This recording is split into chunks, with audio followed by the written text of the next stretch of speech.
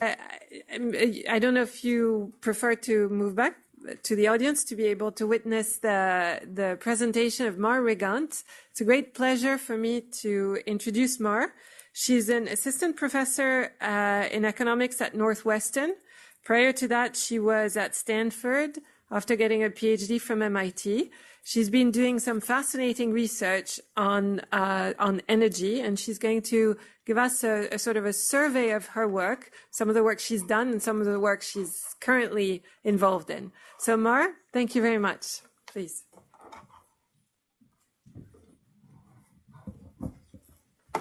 I guess I sent you my old bio, so I'm an associate professor now. That sounds slightly better. It is a great honor to be here. Thank you so much, Marianne and Stefan, for counting on me. It's really, again, a great honor to be here, and I was a bit overwhelmed when they asked me to be the keynote speaker, but I hope I will kind of be up to the challenge. Full disclosure, I'm not a development economist, so all of my work is basically on OECD countries. So I'm gonna talk about larger scale renewables and mostly with a focus on developed economies, but I do hope that some of the takeaways or challenges that I see in those countries will also apply to some of you that are working in other economies. As we know, there's been massive growth in large-scale renewables, and many countries have ramped up pretty ambitious programs that will support these energies. So basically, we've seen a massive push in the EU, but also in the US by means of the renewable portfolio standards. We've seen many states take initiatives that are quite ambitious if we think about how difficult it is oftentimes to pass this type of regulations. We've seen a great variety of incentives and programs. So some governments have done it through subsidies, production tax credits, feed-in tariffs. Obviously, in some countries, this has been combined with some cap-and-trade system for carbon pricing. So there's a variety of implementations that we've seen to push these renewable programs. So today, I want to step back a little bit and talk about what are some of the successes and what are some of the limitations. This is a huge, big topic, so I will not make it justice. I will basically speak from the lens of some of my own research projects, but there are certainly many other issues that we could be talking about. When thinking about the limitations, again, I think to this audience, it might be useful to think about whether some of these limitations could be cautionary tales for what we might end up doing in other economies that maybe haven't yet seen this push for renewables. So these I actually took from the GGKP website as a way to highlight some of their tools, and it's showing the increase in renewable generation for the electricity sector in several countries. So here we see the United States, which is the lower end of the graph, and in the United States, support has been quite diverse across the states, but even averaging out across all states, we see about 10% to 15% renewable production. Notice that this ends in 2012. In the last 4 or 5 years, we have seen even continued growth. Ireland, Germany, and Spain have been some of the leaders in this renewable push, and we can see them trending up. Denmark, obviously one of the big leaders. It is a small country, very interconnected with other electricity generation around Europe, but Denmark on its own, a leader with wind power in the graph. So we've seen this massive growth in renewables, and maybe I will speak for myself, but I would say at a pace that has surprised some of us. I think we were ready to see renewables grow, but the pace has been quite steady. When we look at costs, we've also witnessed some big changes. This is from a recent Lazar study that probably many of you are familiar with. It's this annual study that tries to put a number on the cost of investment in renewable generation. And this year was particularly exciting because wind came up as being extremely cheap, even when compared to natural gas, and I should say natural gas in the US, where natural gas is very, very inexpensive. Another key thing that came up from the study is that the large-scale utility solar which is this 43 over there. Sorry, this is a bit small. Over here, we have the larger scale utility solar. It came out as being very, very cheap and almost competitive with wind and natural gas, depending on the assumptions. This is quite in contrast with a rooftop residential solar, which sometimes can be more popular. So I think a big takeaway from this study is that larger scale renewables are still gonna be a huge part of the picture. And even in the case of solar, they do look way more competitive. This is for the US, but this is also true, or maybe even more so in other economies. As I said, in the US, natural gas is very inexpensive, but we see here cost comparisons of larger scale utility solar for the US, Australia, Brazil, India, South Africa, Japan, and Northern Europe. And again, the range of estimates is kind of wide and pretty, for example, for the first one, it's between $50 and $200. So it's very wide, but it's still, for most of the estimates, we see that larger scale utility renewables are coming ahead of some of the peak generation technologies that might be a small gas-fired generator or a small diesel-fired generation. So very exciting, again. As you know, these estimates are not subject to their critics, and certainly it's extremely hard to put an annual capital cost to these technologies. I don't know if you are familiar with the work by Paul Josko or Severin Borenstein, but they have said that it's kind of hard to condense these estimates into one single number. And indeed, the Lazard estimates and many others do show a range of assumptions, and depending on the assumptions, gas might come up as cheaper, larger scale renewables might come up as cheaper. Yet, given the levels of these levelized costs of energy that we see in these recent studies, it seems safe to say that we see ample potential. It might be ample potential without public intervention. Maybe they will happen on their own. Or it might be ample potential with modest public support. So the huge subsidies that we have seen on solar in recent years might no longer be needed in the years to come. Obviously, I'm going back to the context, this is for mostly developed economies that do already have a grid that's ready to support these larger scale renewables.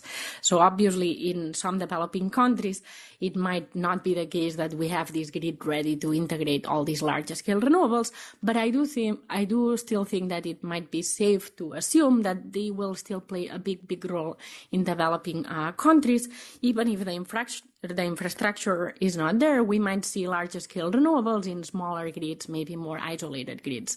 But again, given the cost advantages that we are seeing when compared to rooftop solar, it seems that larger scale renewables will play a big role in our green transition.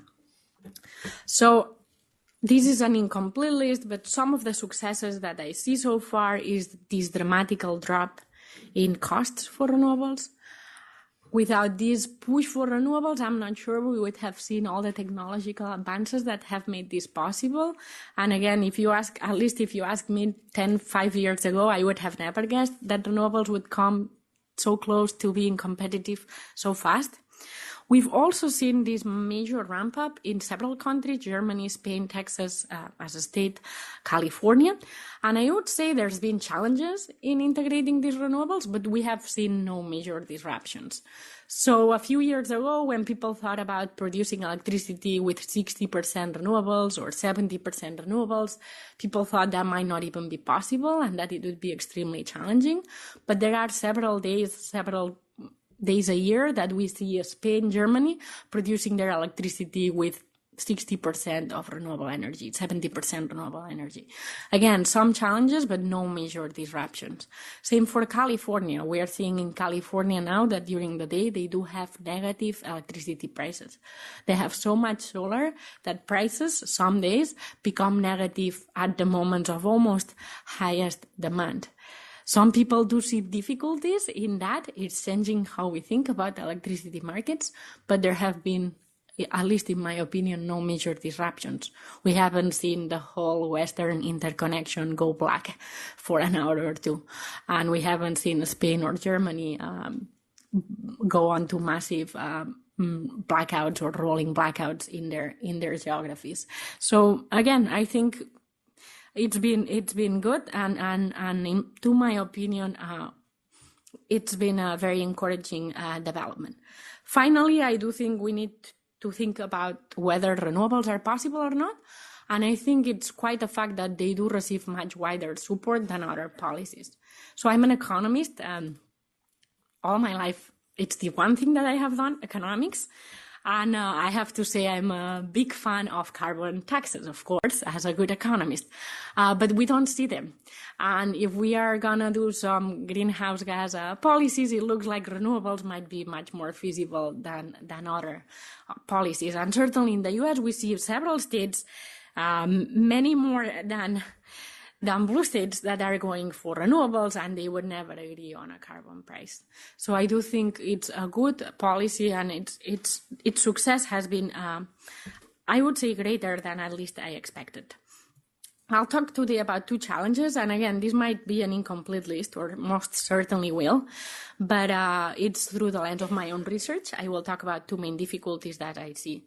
One is the operational challenges of integrating all these renewables. I already told you that as a success, we have been able to integrate a decent amount of renewables without major disruptions, but there's still an open question of how much more can we have in the grid without going into these kind of major problems. The second one that I will focus on is political economy challenges. I mentioned renewables do receive wider support than carbon pricing, but I do think this can have limitations. As we ramp up support for renewables, as the bill becomes more expensive, there will be a stronger, in my view, a stronger opposition to this type of policies. So let me start with the operational challenges. So I don't know if any of you followed the recent controversy, but there are several papers, it's been a long time that we've been seeing them, that ask the following question. Can we sustain an electricity market 100% renewable? And there was a recent study by Jacobson that said, yes, we can, only with wind, solar, and hydro. A follow-up paper came up at NAS and said, well, I do think the assumptions are too strong, and there's still a long way to go. It's not clear that we can go 100% renewable. Why do I say this is a big controversy? Well, it followed with a lawsuit from the first author, basically saying that its work had been defamed or... So the bottom line is that the operational challenges and whether we can have 100% renewables, it's still an open question and probably still an open file in some court in California. So some challenges here. So understanding the limits of renewables and ramping them up at 100%, it's kind of a very difficult question because we don't see it yet. So it's what we call in economics counterfactual world. In engineering, typically the approach is to work with small systems that are basically a model and try to blow them up and see what happens. Some of them will become more and more realistic, but essentially, typically, it's done through models. In economics, we typically like more to look at the past. We are pretty bad at forecasting the future. So we look at the past and try to look at the data, see what the data tells us. But there are still limits of what we could do using an economics approach, because in the data, again, we don't see yet 100% renewables. So even in economics, we do have to rely on models at the end of the day to see what will happen as we have all these 100% renewables. So what I've been doing with my work, and I will show you just some partial aspects of my research today, is examine data from markets where we see a lot of renewables. I've been collecting very, very detailed data, hourly data, if not half-hourly data, from California, Texas, and Spain. These are electricity markets in which we do see a large presence of renewables. I think Texas and Spain are of particular interest because both Texas and Spain are kind of islands on their own. Spain and Portugal obviously is not very well connected to the rest of the European grid. Texas is its own interconnection. So it's very interesting case studies because they are dealing with all these renewables on their own. So if we were to see some major disruptions, that might be the place to start. So I collected a lot of data from Spain. Today I'll talk about the Spanish data. Basically, for industry background, how this works is that we have a bunch of suppliers, we have demand, and then firms trade every day. The important part for renewables is that there are also some adjustment services. This is some word to describe additional charges that basically are coupled with the electricity price that satisfy the purpose of dealing with some difficulties or problems. These adjustment services might be used to resolve technical constraints. For example, what happens when we have too much renewables? What happens when we have congestion? They help resolve some frequency regulation, again, technical words for difficult things happening in the grid, and then they might also help solving for generation demand deviations. The last one is particularly important for renewables because, as we know, renewables are pretty erratic. So sometimes we have wind, sometimes we don't have it, sometimes we have solar, sometimes we don't have it. So the question that we have is, how bad are these system adjustment services? How bad do they become as we have more and more wind in the system? Do they become unmanageable or not? Again, some of the engineering studies, they will say they do. Some of the engineering studies, they will say they don't. So it's kind of an open question. So I collected data from the Spanish electricity market, Iberian, I have to say it's also from Portugal.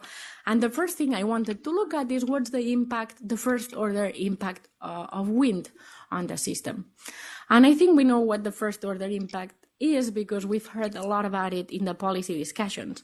And it's the fact that they depressed the wholesale electricity price. This has certainly made some producers unhappy. So if you look at this regression, this is a regression looking at the price in the electricity market and how it depends on demand. And guess what? Demand increases electricity prices. The most important part, though, is that wind is basically equivalent to negative demand. So as you can see, demand increases prices, and wind, it's basically the cancelling effect. If we have more wind, it's effectively the same as if we have less demand. This is a very good aspect of wind because, again, the goal is to decarbonize the electricity market. So to the extent that wind is equivalent to negative demand, it means that we are producing less power with other sources that would be polluting and emitting greenhouse gases. What is the catch? The catch comes in column 3. These are the adjustment costs, these services that I was telling you about, that it's when things become complicated. And as you can see, wind is like negative demand, but it does increase these adjustment costs. And the question is, are these adjustment costs unmanageable? Another way we can see this is with these summary statistics. Here we see the evolution of adjustment costs in the Spanish electricity market. And what you can see is that together with an increase in renewables, adjustment costs have been increasing over time. So for the purposes of this research, we wanted to exploit the Spanish data and ask ourselves, what do these adjustment costs look like when we have 60% generation or 70% generation of wind? In Spain, on average, wind generates 20-25% of our electricity, but this is only an average. There are plenty of days in which wind is generating 50-60% of the electricity. So we took our data and basically asked ourselves, how do these adjustment costs, which is the C over there, depend on the level of wind? Specifically, we wanted to look at two aspects of wind. The fact that it's uncertain, we don't know how much wind we will have tomorrow, but also the fact that it's volatile. Wind keeps changing all the time. So we tried to decompose the impact of wind, which is this W in here, between the impact through volatility, the changes between different hours of the day, and the impacts of uncertainty. And we constructed these two different measures. Why is this an interesting regression? Well, it lets us compute two different things. The marginal effect of wind, basically what is the impact of wind on these adjustment costs, holding volatility and uncertainty constant, but also what's the marginal effect of volatility on its own and the marginal effect of uncertainty. Because we were interested in answering this question of what happens to these adjustment costs as we try to put more and more wind into the system, we also looked at regressions in which the effect of this wind would be allowed to be flexible. We would allow it to be much bigger if wind were larger, obviously without imposing it. So this is a lot of equations, but the bottom line is that we are looking at the impact of wind when wind is very large or when wind is very small. So I will only show you a picture, so don't worry, I will not try to show you all these different parameters in a table. And this is what we find. So as you can see, adjustment costs are present in the Iberian market, even if there's no wind in the market. So here you can see the levels of wind that we see on average. And when wind is 5%, wind does not contribute to adjustment costs. As we ramp up the levels of wind, you can see that adjustment costs are increasing. And in the decomposition, we can see that we can split up or explain a good part of it through these volatility measures and these uncertainty measures. What's the positive aspect of this graph to me is that even though these costs are going up, they do not appear to go up massively exponentially as we increase wind presence. So even at levels of 40% average wind, which we see very often in the Spanish market, we see that adjustment costs are in the order of €1 per megawatt hour. Prices in the market might be about 30 euros, so it's still it's sizable, but it's still relatively small. So I think the conclusion from our work in Spain, but also from California and Texas, is that adjustment costs from wind, these operational challenges are present, but at the levels that we see them now, they do not seem to pose a major problem. On top of that, as I showed you, very strong results, again, also for California and Texas, even though I will not be able to show them to you, that wind acts as negative demand. So it clearly contributes into reducing greenhouse gases, and the additional costs from these operational challenges do appear to be modest. As I was saying, still difficult to extrapolate into 100% wind. That's really the crystal ball that no one has, still an open question. There are, though, some developments that we should look at that I think will make this more feasible. First, regarding uncertainty, whether we know what's going to happen to wind tomorrow, I think forecasts are getting better. And from an economics point of view, the interesting aspect is that we are changing how we operate the market to provide incentives to the farms, to the wind farms, to have better and better forecasts. We need to basically rely on everyone to get better forecasts. On the volatility, we did find in the project that volatility was an important factor, the fact that wind keeps going up and down. And I do think it will become much better in the future and almost negligible as storage technologies increase. But as we know, it's still not quite at the level that will give us 100% of renewables. So still an open question. But again, my research, I would say it's kind of more positive than what engineering estimates had been forecasting for these high levels of wind penetration. It's only one case study, but as I was mentioning, we're trying to expand it to several other electricity markets that will have, that also have major renewable penetration. So I will talk now about the political economy challenges, and these are things I think might be harder to solve than the operational challenges. So operational challenges, we fix them with gadgets, we fix them with inventions, we fix them with better costs. Political economy challenges, it involves humans. So it's kind of a harder thing to tackle. So the massive rollout of renewables is likely to face opposition. These political economy challenges are already there, but I do think they will keep increasing over time. It's very different to raise subsidies to finance 5% renewables in electricity market than to raise subsidies to finance 30% renewables in electricity market, not to mention going 100% renewable. The key is that these policies do have very uneven impacts across several margins. So one big political economy challenges has been the opposition by many of the stakeholders. In particular, traditional generation has been opposing this very rapid ramp up of renewable penetration because it obviously undermines their production margins, their profit margins. There's also regional heterogeneity in resources, so some regions might come better off from this renewable transition, some regions might come worse off, and we do see here it in the US with a coal debate. Coal-heavy states are clearly opposing this transition. We also see heterogeneity across consumer types, for example, residential versus commercial or industrial, and also very importantly across different income groups. California, lots of support for solar, but recently it's been raised that it's mostly the higher income that are benefiting from the subsidies. So it's brought the question into the debate. So this is a picture from Germany, and as I was mentioning, one of the political economy challenges has been this uneven split between who pays for renewables. Wholesale electricity prices in Germany have been dropping substantially given the massive presence of renewables, but residential electricity prices, these apparent here, have been going up due to the renewable charges. And this has generated a lot of debate, especially because the big industry manufacturers are not paying for these additional charges. There are other debates that we have seen. The major interest to me on this question is that we have to realize that we cannot separate efficiency and these political economy challenges.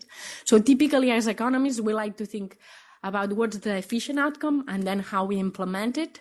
In renewables, this is no longer possible. We have to think about what's feasible and then can we make the best out of it, even though it's going to look like a pancake that none of us would be happy to put on a manual of good economics policy. So we need to be ready to make compromises. The big deal, again, is that we cannot separate these two important questions. And if we want them to be acceptable, they will necessarily no longer be efficient. So it's kind of, I talk more for myself, but as economists, we need to become more comfortable at making this type of choices and look at ugly looking policies and still find them, okay, better than nothing.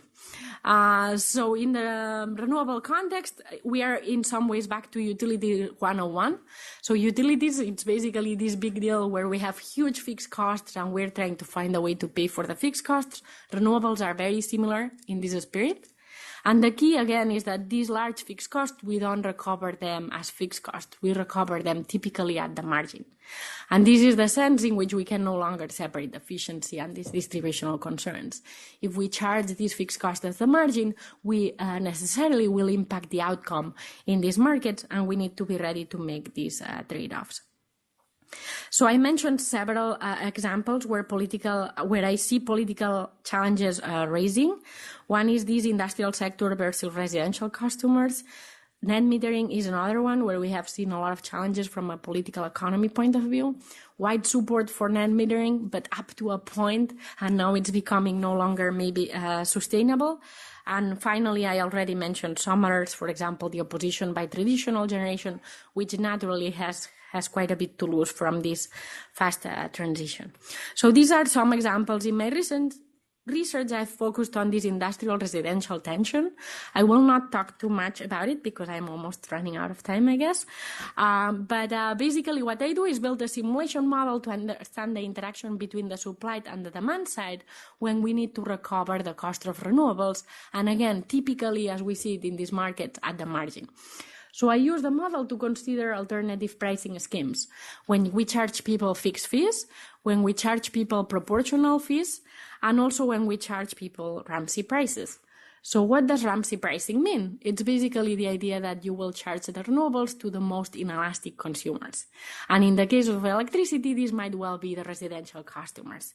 So I looked at this framework because Ramsey pricing could be a way to justify Germany's policy.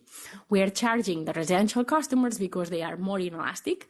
We are charging less the industrial customers because they are more elastic. And Ramsey tells us that this is optimal taxation. So to which extent can we push this argument, and to which extent does it affect how we think about the optimality of this type of pricing? So in my research, I find that indeed you can use Ramsey pricing to justify this shift of the burden, to charge the burden on the residential customers and not on the industrial sector. However, this is subject to substantial assumptions. And the one that I would like to highlight here is about emissions. So this Ramsey pricing is thinking mostly about the benefits of electricity. If someone is inelastic for electricity, we can charge them a lot and they will still keep consuming electricity. Therefore, we should pass the burden on them. The industrial sector is very elastic to electricity. If we charge them too much, they will reduce their electricity, so we shouldn't charge them at all.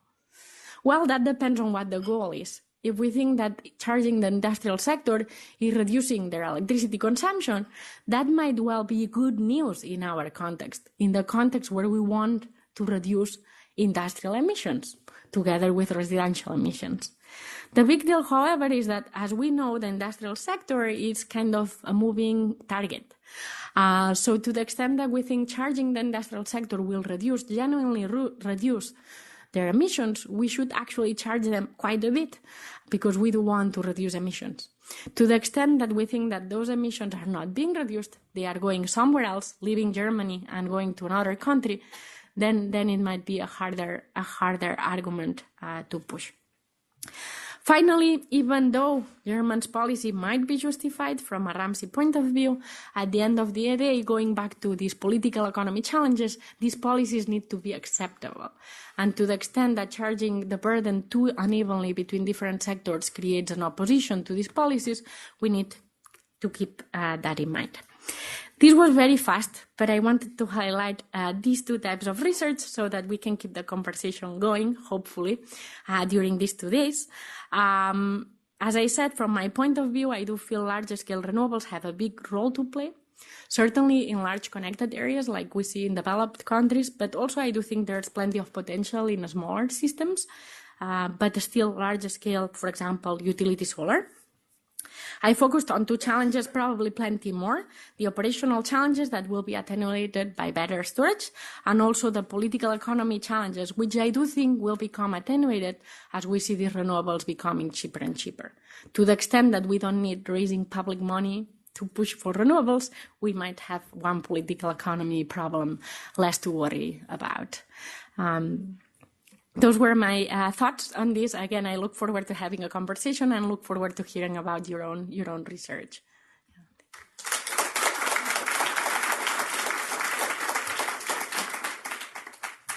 So we're running a little bit behind schedule, but I suggest we take at least 5 minutes for questions to Mar, and then we'll move to the next session, which is also on energy before we break for coffee.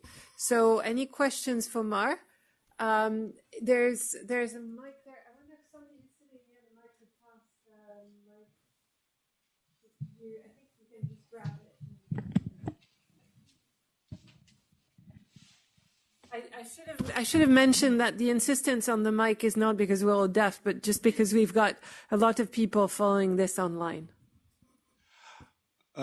Thank you very much, Joe Grice from Office of National Statistics in the UK.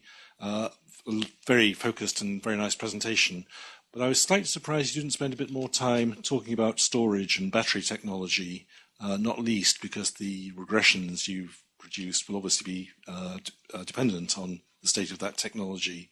And the broader question in my mind then, in terms of policy, is to what extent governments should be subsidizing technical advance in that and other areas as opposed to subsidizing production. Is that an issue that you've considered? Yeah, so perfect, yes.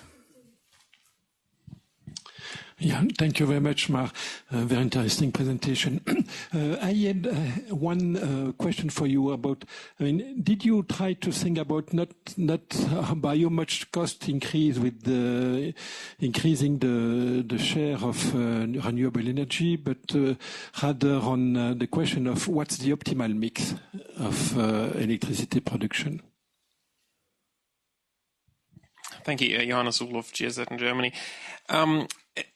Very interesting points you raised. I was wondering about the last issue on costs, whether there are any models or any calculations on what would happen if we were to put the subsidies that are there for fossil fuels in the calculation for the electricity bills as well, how this could change the let's say, acceptance of these kind of subsidies.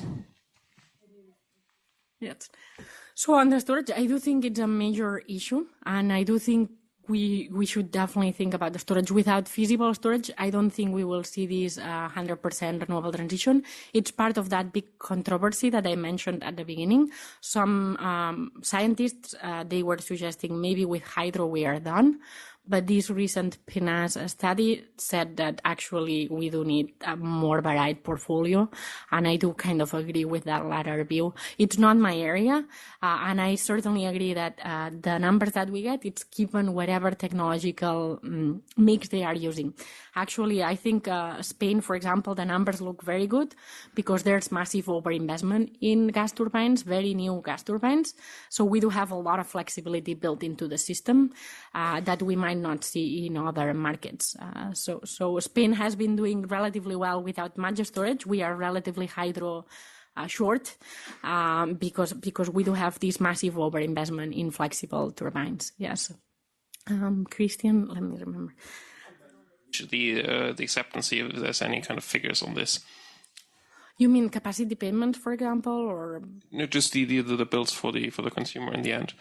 If we were to put the fossil fuel subsidies that are there, if we were to put this in the bills as well, whether this could change acceptance for renewables. Even if we charge full price. Yeah, essentially. yes, I haven't explored that, but I should, yeah, and maybe we can follow up. Yes. We will take 3 more questions. Hi, Jim Hall from the University of Oxford. As you hinted at the end of your presentation, the political economy challenge that you dealt with is fast becoming history because of the point you made at the start in terms of price competitiveness of renewables. So I wonder if you could address the political economy elephant in the room, which is around redundant energy sectors, notably coal in this country and in Germany, and quite possibly nuclear, given the price differential. Yeah. So very interesting question. And to me, the thing, so I'm playing a bit devil's advocate here by saying that it's attenuated, but I don't think it's gone. So I feel in the US, it's not been renewables that have put coal out of business. It's been market trends in the US natural gas market. And yet we see this opposition to market forces or whatever. So I do think we'll still see a lot of discussion, a lot of different kind of opposition, even if it happens naturally through market forces. The utility sector, the energy sector used to be a regulated industry where cost recovery was the norm. And I do think even in the liberalized markets, we see this tradition of cost recovery. So bad investments in the energy sector, they have the tradition of being socialized in some sense. And we will see some of these tensions, even if it happens naturally, but obviously they will be less important because at least we will not need to pass policy. But I think there will be demands for passing policy to protect the losers in this transition, even if there is no explicit policy to support renewables on the other end of the bargain. But this is crystal balling a little bit, but I do think we will see some of that, and we are seeing it here in the US.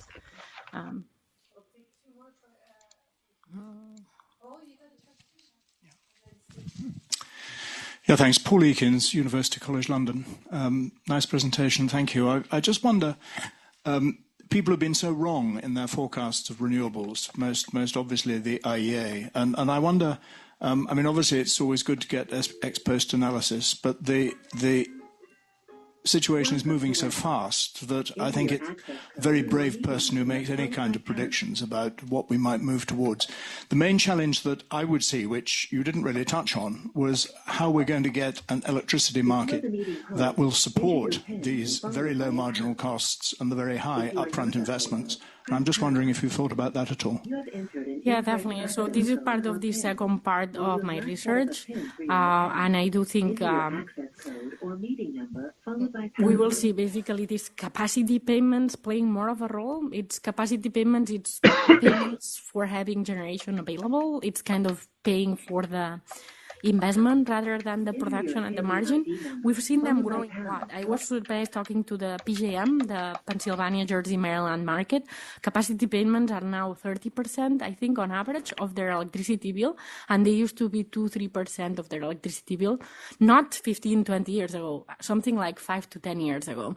So we've seen this transition from marginal cost to fixed cost, but still this fixed cost is being recovered at the margin. So I do think it's definitely one of big elephant in the room, and I see it in these political economy challenges. We'll have to have a discussion on who to charge for these fixed costs, and it's still quite unclear. It is very political, and designing capacity payments only from a pure economics point of view, I think it's very difficult, because you need to make a statement on what's the service that you are paying, why you are paying for that service. There's a lot of room for being creative. So at the end of the day, I think it will be resolved as a political issue, how much we pay for these services. Yeah. It will continue to be a very regulated market, at least the large grid electricity sector, at least again, I'm not sure, but it's kind of my view, at least from the trends I see, for example, in PJM, as I was mentioning. Yeah. Stefan Elgat from the World Bank. Thank you very much. It's really nice to see the analysis of the political economy. I was wondering about another elephant, which is the demand side of the equation. So in all of the scenarios that leads to zero emission, we have massive electrification of all end use. And I'm wondering how it changes how we think about optimal pricing. So you said the elasticity for the household is very small, but it's over the short term. What about the long term? So how to bring this long-term demand change in the picture? I don't know if you have ideas around this. Yes, so there are two responses, medium to long run, and that will be energy efficiency, and one also more higher frequency response through real-time prices. The research so far tells us that the real-time response needs to be through technology, and I think it's an area where we see a lot of improvement. The more medium long run, it can be achieved through, basically some recent papers are finding that people respond to real-time prices, but not in the way we think. It's not by increasing their real-time elasticity, but by increasing their medium to long run elasticity. So by having real-time prices, it makes me more aware of what's happening, and I'm gonna make medium to long run investments to reduce my consumption in peak, to reduce my consumption maybe throughout the day, but on any particular day, I'm not gonna be very responsive. So that's why I think we need both this medium long run engagement from the demand side, but also the technology to be kind of at the second first time responder in the real time. And I do think it will play a role, but again, I don't know how much. Yes. Great. Well, thank you very much, Mar. And so final round of applause, and then we'll move to the next panel. Thank you.